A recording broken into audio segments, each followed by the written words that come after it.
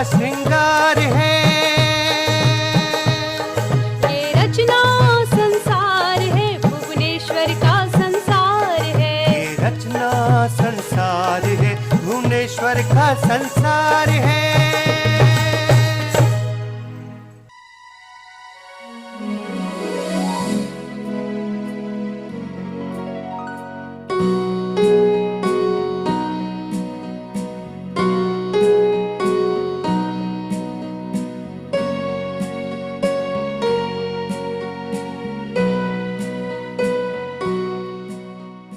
श्रोताओं नमस्कार। सॉफ्टवेयर योजना के अंतर्गत आकाशवाणी रामपुर इस धारावाहिक के माध्यम से एक प्रणाम अर्पित कर रहा है सुविख्यात नाटक लेखक भुवनेश्वर प्रसाद को। भुवनेश्वर एक ऐसे नाटककार जिन्होंने जिंदगी को अपने नजरिए से देखा, बेबाक तरीके से अपनी सोच, अपनी लेखनी के माध्यम से जन सामान्य तक पहुंचाने की ईमानदार कोशिश की। धारावाहिक के माध्यम से ये नाटक लगातार आप तक पहुंच रहे हैं। आज प्रस्तुत है भुवनेश्वर का ही लिखा एक महत्वपूर्ण नाटक तांबे के कीड़े। पहले कथासार।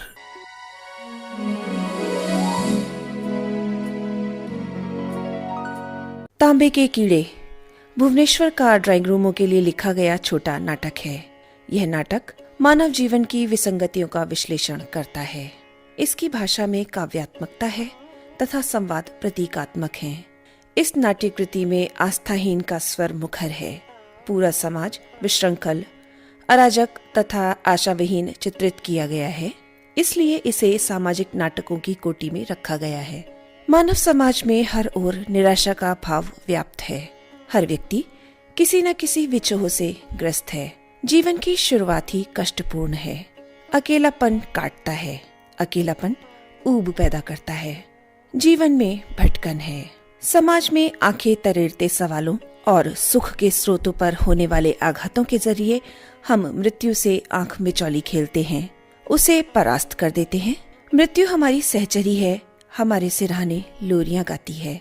हम स्वार्थ और लोलुपता की पराकाष्ठा में जीते और मरते हैं।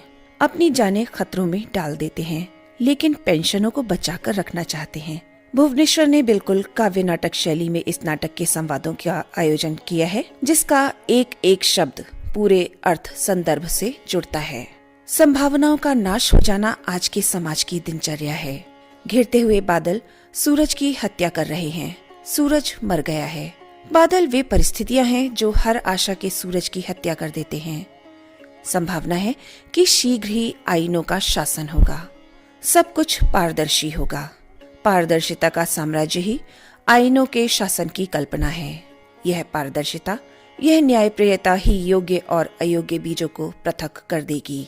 अवसाद के अंधे कुएं में न जाने कितनी ही स्मृतियां पड़ी हैं, जो थकान के रूप में वहां जमा हैं, लेकिन एक ही टक्कर में आशाओं के पारदर्शी आईने टूटकर चकनाचूर हो गए। निराशा का पुनः साम्राज्य हो गया। ये भाव भुवनेश्वर ने अपने पात्रों के माध्यम से व्यक्त किए हैं। भुवनेश्वर ने रिक्शे में जानवर की जगह आदमी को जुतने को इंसानियत से गिरी बात माना है। वह तो जानवरों के साथ होने वाली बेरहमी के भी खिलाफ हैं। उनका संवेदनशील मन रिक्शे वाले के लिए द्रवित है। भुवनेश्वर इसके खिलाफ बड़ी से बड़ी लड़ाई लड़ने को तैयार हैं। भुवनेश्वर ने इस विसंगत नाटक में समाज की प्रवृत्तियों को काव्यात्मक ढंग से नाटकीय रूपों में ढाला है। वे समाज में निराशा, भय, मृत्यु, नाश और निर्दयता की व्याप्ति पर क्षोभ प्रकट करते हैं। समाज में होने वाली घटनाएं यहाँ सीधे सपाट ढंग से नहीं बल्कि जटिल काव्य बिंबों के रूप में प्रस्तुत की गई हैं। इसके अलावा कथा विहीनता के कारण इसके काव्य बिंब अराजक ढंग से संयोजित हैं। ये काव्य बिंब कभी समस्याओं से जूझते हैं, कभी आंख चुराते हैं, तो कभी केवल सामाजिक समस्याओं की चर्चा करते हैं। भुवनेश्वर ने अति व्यस्तता वाले विषाद युक्त समाज की समस्याओं को प्रस्तुत करके मनोरंजन करने की कोशिश की है।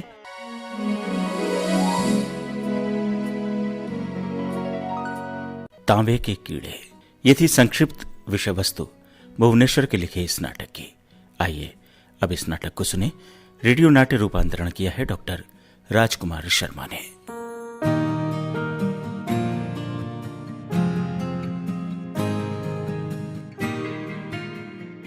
आपने मुझे पहचाना नहीं होगा, क्योंकि मैं आपसे पहली बार मिल रही हूँ।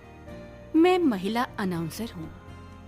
फूलदार ड्रेसिंग गाउन, रेशमी और लाल सुर्ख रंग का चौड़ा कमरबंद, और मेरे हाथ में एक बड़ा सा तिब्बती लामाओं का सा झुंझुना है। कुल मिलाकर यही मेरी पहचान है। अकेले और बेसरो सामान हम इस संसार में आए। कौन कौन यहाँ सदा अकेले नहीं रहा? किस किसने अपने पड़ोसी का चेहरा पहचाना? सुनो, तुम कौन हो और तुम क्या कहना चाहती हो? मैं एक माँ हूँ। किसने किसने अपनी आत्मा में जीवन के आदि मुहूर्त को सिसकते सुबकते नहीं सुना। अकेले और बेसरो सामान हम भूले हुए रास्ते खोजते हुए, हम अपना खोया हुआ भाई या बेटा तलाश करते रहते हैं, जो बचपन में घर छोड़कर चला गया है। एक पत्थर, एक पत्ती, एक शब्द, जिसके पीछे एक अनजाई और अनहोनी शुरुआत है। हम सवालात उठाते हैं। हम खुदा नियम और मनुष्य को कायल कर देते हैं, और हमारे अंदर के अंधकार से शक्ति फूट पड़ती है कि फिर हम अपनी आत्मा से रचते हैं और शरीर से नाश कर देते हैं कि फिर अपने सत्य से उसे सजाएं। आओ हम इसे किसी बाजार में बेच दें। मृत्यु और नाश की इस निर्दयी केमिस्ट्री को क्षण भर में खत्म कर दें कि हम इन आंखें दरिद्र सवालों से बच सकें। हम वही भूली हुई भाषा याद करते रहते हैं। एक पत्थर, एक पत्ती, एक शब्द। हम सवालात पैदा करते हैं जो समय और ऋतुओं का दर्पण दमकते हुए हीरो की तरह काट देते हैं। सवालात जो वीरान सड़कों पर छिपे हुए जालों की तरह बिछे रहते हैं। हम मृत्यु को निरुत्तर कर देते हैं। मृत्यु हमारे सिरहाने लोरियां गाती है। हम अपनी जानें तो खतरे में डाल सकते हैं, पेंशनें नहीं। जीवन का संगमरमर, जीवन का हसीन संगमरमर, जीवन का घायल संगमरमर, खून बहता हुआ संगमरमर। रुको, मैं पूछता हूँ, यहाँ हर वक्त पानी बरसता है? ये कैसी एक डरावनी घटा उमड़ रही है? भीग जाएंगे, मर जाएंगे। हम इस तरह अपनी जानें खतरे में नहीं डालेंगे। तुम बिस्तर में ही रहो। तुम्हें जुकाम है, तुम्हें निमोनिया भी हो सकता है। नहीं, निमोनिया तो बहुत साधारण है। क्यों? क्या मुझे पेंडिस डिजीज नहीं हो सकती? सुनो, तुम माँ के सवाल का जवाब क्यों नहीं देते? बाबा, जान बाबा, मशालची बाबा, मैं तुम्हारी आया नौकरानी हूँ। तुम घर से कितनी दूर निकल जाते हो बाबा। मैं कब से तुम्हारा सूटर लिए तुम्हें ढूंढ रही हूँ बाबा, ढूंढ रही हूँ। और मैं भी तो तुम्हारे पीछे पीछे भाग रही हूँ तुम्हारी आया की तरह। हम तो यहाँ खड़े खड़े अकड़े गए। कितने जोर से पानी आया है, मेरे सारे बीज सड़ जाएंगे।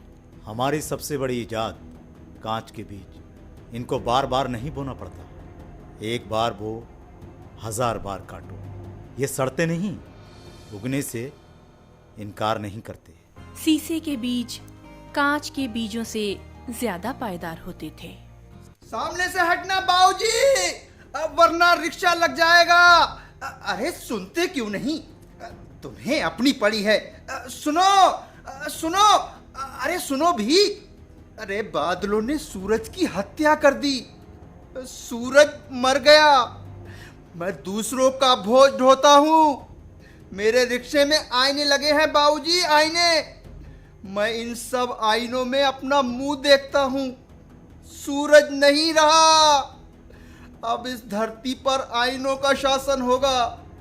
आईने अब उगने ना उगने वाले बीज अलग अलग कर देंगे। हाँ बाबूजी। मैं बहुत थक गया हूँ। अंधे कुएं में जैसे एक एक करके चीजें जमा हो जाती हैं। कुएं की डोर, मरी हुई सूखी बिल्ली, बेबी का जांघिया, टूटा कनस्तर, वैसे ही थकान मेरे अंदर जमा हो गई है। एक अवसाद और अनेक थकान। हटो हटो बाबूजी, हटो, रिक्शा आ गया। अफसर, आगे देख कर चलो। ओफो, आखिर टकरा ही गए। तुमने मेरा एक आईना भी तोड़ दिया। मैं एक माँ हूँ, बेहद ऊब गई हूँ। मेरा मन उचट गया है। मैं सारा संसार मथूंगी, अपने अंदर बाहर सब मथूंगी, लेकिन चुपके से, जैसे किसी को मालूम ना हो। क्या कहते हो? नहीं, मेरी हंसी में न सूरज है न चांद। मुझे यह सब सोचने का वक्त ही नहीं है। मुझे बहुत कुछ करना है। मुझे तुम्हें भी तो मथना है। नहीं नहीं, संवारने का काम भी तो मेरा ही है। मेरा सिर्फ काम है मथना। मथना सृजन जिस बेरहम कानून से होता है, यह तुम क्या जानो। आह, इस बालक के चेहरे पर तो झुर्रियाँ हैं, इसकी हंसी में तो मधुमक्खियाँ हैं। इसी को तो मैं इतने दिनों से ढूंढ रही थी। सर्दी में आदमी की फीलिंग्स भी जम जाती हैं। जानते हो तुम स्वीटहार्ट, इतनी देर से तुमने मुझसे जो कुछ कहा, मैंने कुछ सुना ही नहीं। शब्द तो बड़े सुंदर थे, बिल्कुल बच्चों की तरह। अरे, तुम क्या मसरूफ पति हो। हाँ, मैं एक मसरूफ पति हूँ, इसीलिए तो मैं शराब पीता हूँ।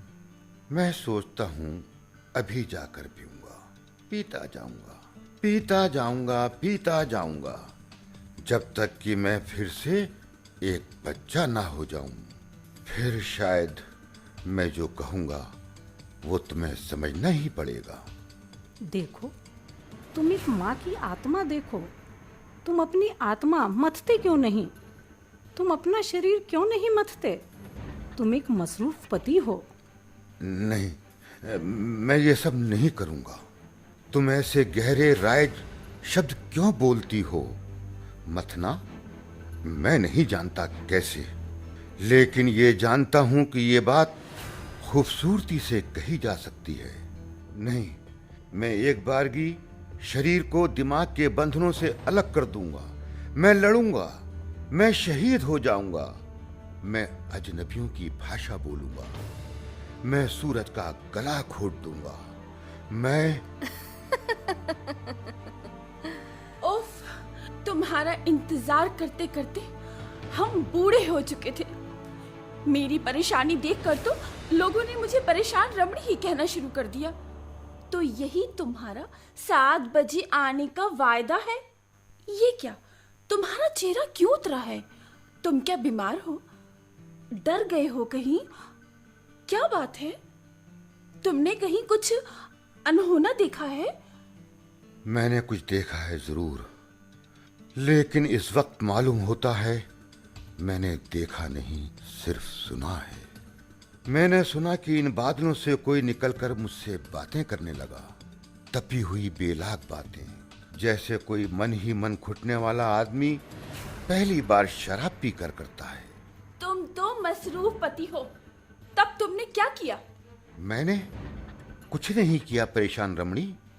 मैंने थोड़ी सी शराब और पी ली और निर्मला के घर गया, ऐसे ही जरा दिल बहलाने। किसका? अपना या निर्मला का? तुमने फिर शराब पी? मसरूफ पति, तुम में कोई करैक्टर नहीं है। तुम आदमी से खींचे जाने वाले रिक्शे पर भी बैठ सकते हो, तुम तो लड़खड़ा रहे हो। अरे रिक्शे वाले, सुनो, जल्दी से चलो, साहब की तबीयत ठीक नहीं है। किसकी तबीयत खराब है? क्या हुआ? कहाँ जाना है? वहां दूर उन्हीं बादलों में। रिक्शे वाले, चलोगे? तुम भी वैसी ही बातें करते हो। अभी तो थके हुए अफसर ने उससे कहा कि ये अंधा कुआं नहीं है, ये रिक्शा है। मेरे रिक्शे में शीशे हैं, शीशे। पागल आया ने मेरा एक शीशा तोड़ डाला। नहीं नहीं, मुझे कहीं नहीं जाना, नहीं जाना।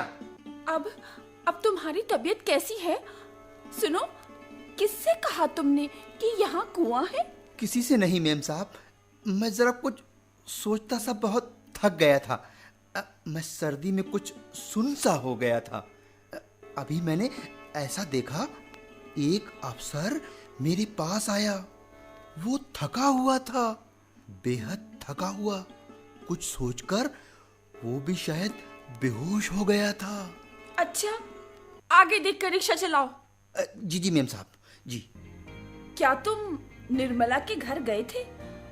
निर्मला ने मेरे बारे में कुछ कहा था, मुझे पूछा। निर्मला ने कहा? निर्मला ने कुछ नहीं कहा।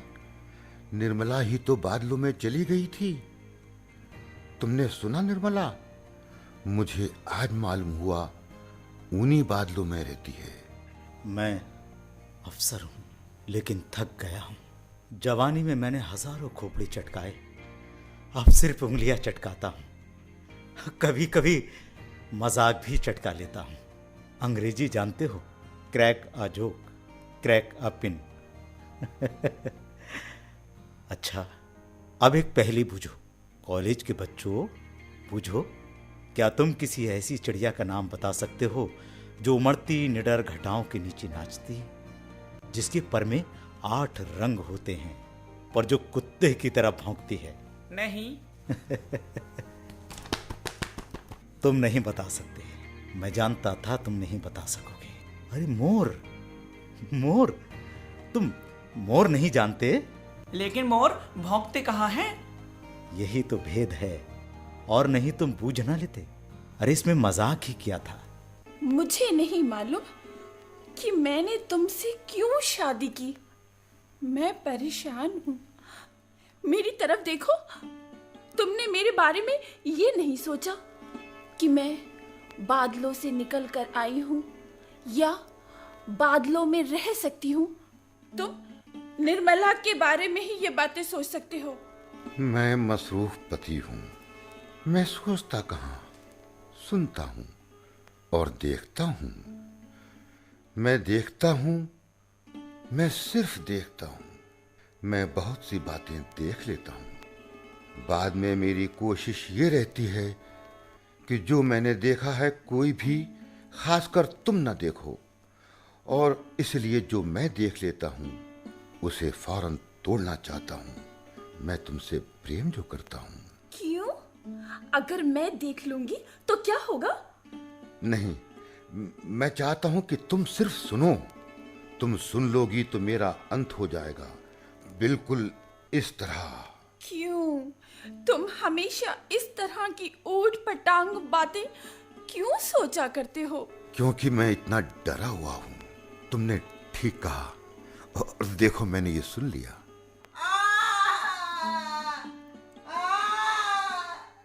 ये चीख कौन रहा है? शायद पागल आया है। बाबा, जान बाबा, मशालची बाबा, तुम खेलने बड़े दूर चले जाते हो। तुम्हारे सूटर में कीड़े लग गए हैं बाबा, कीड़े लग गए हैं। अरे हाँ, ये तो पागल आया की आवाज है जो अपने बच्चे को ढूंढती फिर रही है। पर नहीं, मुझे जरूर नाश करना चाहिए।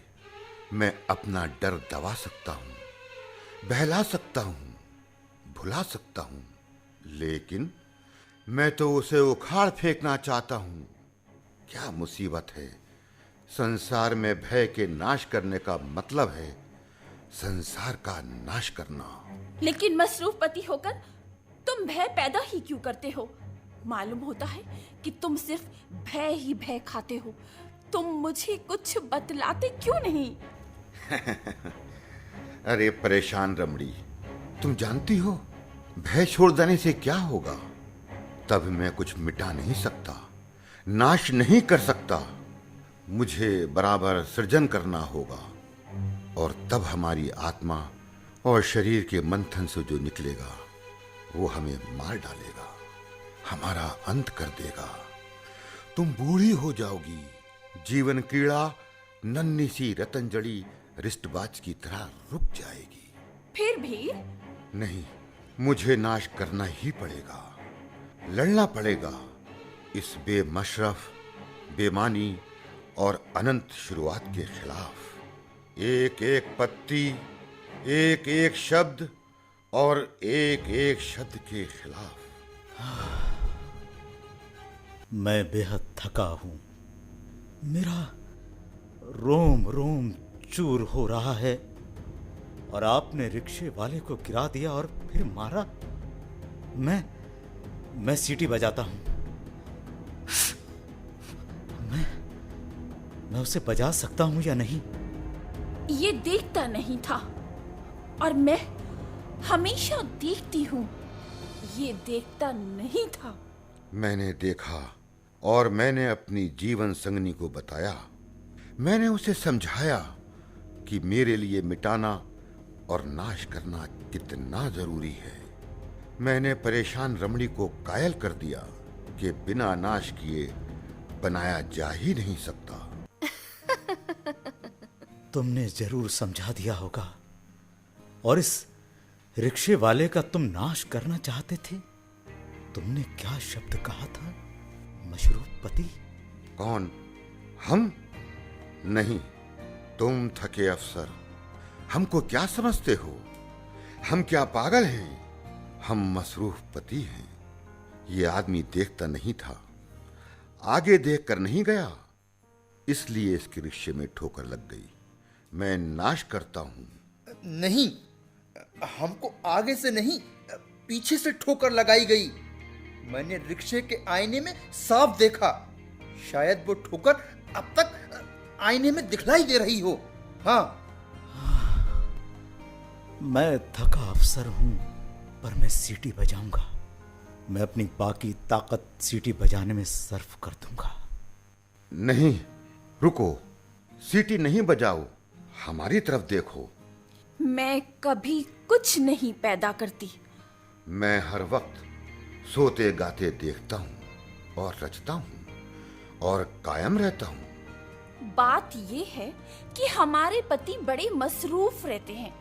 कभी कभी अपने दिमाग को आराम देने के लिए ऊट पटांग बातें करने लगते हैं, बिल्कुल पागल आया की तरह। पागल आया को आपने देखा है? उसने 200 किताबें लिखी हैं। वो कहती है वो देखती नहीं है, वो सिर्फ ढूंढती है। वो यकीन माने सिर्फ ढूंढती है, ना जाने क्या और कहां। धीरे से, लेकिन मुझे डर है वो तुमको ही ढूंढ रही है। थका अफसर हूं, मुझे इससे कोई मतलब नहीं। लेकिन आपने ये रिक्शा लिया, इस जाड़े पाले ओले में से दौड़ाया और फिर धीरे या लापरवाही से चलने पर अपनी ऊंची एड़ी से आपने इसे ठोकर मारी। ये गिर गया। शायद इसका एक पैर ही बेकार हो गया। ये रचना और नाश करना दोनों है। तुमने एक रिक्शे का नाश किया और तुमने 100 पैदा किए। लेकिन मैंने ठोकर नहीं मारी, तुम ये कहोगे शायद। मैं परेशान थी, इसलिए मैंने ठोकर मारी। ये देखता नहीं था। ये क्यों नहीं देखता? ये रोज नहाता क्यों नहीं? ओह, ये बहुत गंदा है। परेशान रमणी, अब तुमने देखा? देखने और ना देखने वाले में क्या फर्क है? आओ, हम इसकी सीटी का नाश कर डालें, इस अफसर का नाश कर डालें। जल्दी आओ, आओ सौदा कर लें, फिर मैं तुम्हें बादलों में रहने की इजाजत दे दूंगा। मैं कभी तुम्हारी रची हुई कोई चीज नाश नहीं करूंगा। ये क्या खुसफुस कर रहे हो? आप जानते हैं कानून है जिसमें इन लोगों को सजा मिलती है जो जानवरों के साथ, खासकर सवारियों में जुतने वाले जानवरों के साथ बेरहमी करते हैं। तुम क्या इस आदमी को जानवर बना दोगे? ये रिक्शे वाला कोई बैल है या घोड़ा? तुम शायद मुझे जानते नहीं। मैं मसरूफ पति हूँ। मैं इसके खिलाफ लड़ूंगा। मैं आंदोलन करूंगा। मैं मुल्कों से सुलह करूंगा और उन्हें तोड़ूंगा। मैं आलमगीर लड़ाइयाँ करूंगा। मैं कह डाल दूंगा। देखो देखो मैं क्या करता हूँ।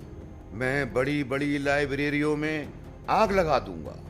मैं शहरों और पर्वतों को स्याही की बूंद की तरह नक्शे से पोंछ दूंगा। ये आदमी है, जानवर नहीं। ये रिक्शे वाला अंधा कुआं है। मेरी बीवी बादलों में रहती है। पागल आया हम सबको बचाएगी। मिल गया बाबा जान, मिल गया मशाल जी बाबा, मिल गया। लेकिन घर से बहुत दूर निकल आए। तुम्हारा सूट। थका हुआ अफसर मर गया। रिक्शे वाले ने उसे मार डाला। अफसर ने रिक्शे वाले को ठोकर लगाई थी। रिक्शे वाले ने अपने आईने से उसे मार डाला। ये जो सामने खड़ा है, ये ना थका हुआ है ना अफसर। मैं थका हूं। मेरे अंदर घनी थकावट बस गई है। जिस तरह एक अंधे कुएं में मरी हुई सूखी बिल्ली, चमकीली वार्निश की टीन, किताबों के बरक। रिक्शे वाले ने कितना अच्छा नाश किया। मेरी ख्वाहिश है कि हम उसका स्टैचू बनाएं, उसकी जाली ऑटोग्राफ बेचने के लिए कंपनियां खड़ी करें।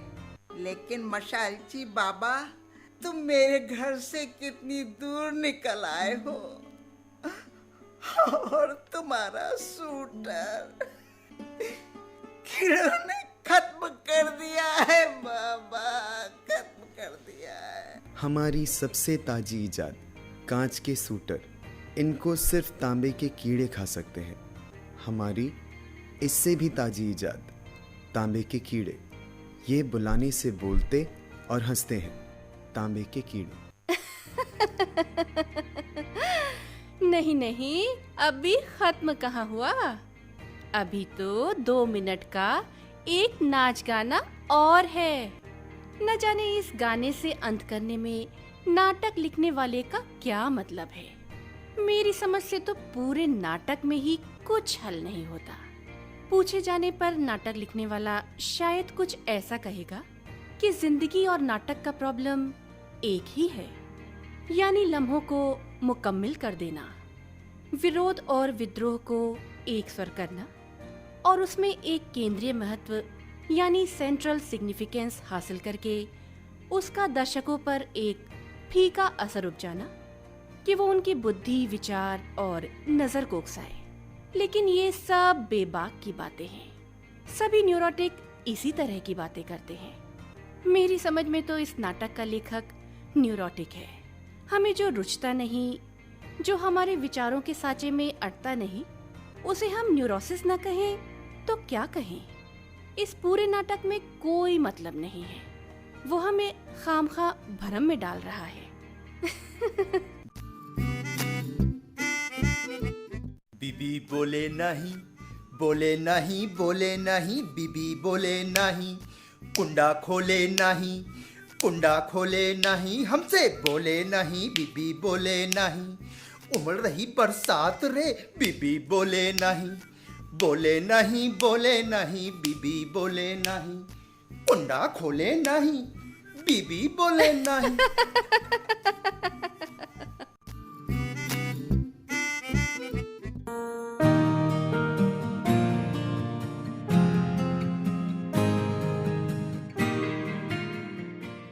तांबे के कीड़े। अभी आपने भुवनेश्वर का लिखा ये नाटक सुना।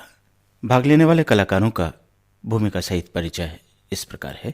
महिला अनाउंसर अपर्णा श्रीवास्तव, रिक्शेवाला मोहम्मद परवेज, थका अफसर रोहित कुमार कुकरेती, पति की भूमिका में थे विजय अग्रवाल, परेशान रमणी की भूमिका निभाई शीबा खान ने, पागल आपा की भूमिका में थी कांति कुदेसिया, स्त्री की भूमिका पूनम जैन निभा रही थीं और कुछ लड़कों की भूमिका में थे वेश कुमार और दुर्गा प्रसाद।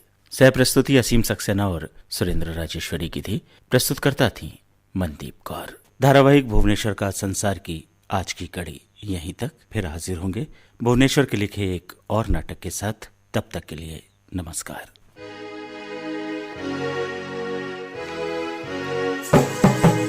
जीवन की कथाएं हैं, सच भरी व्यथाएं हैं। एकाकी का संसार है, कुरूप का श्रृंगार है।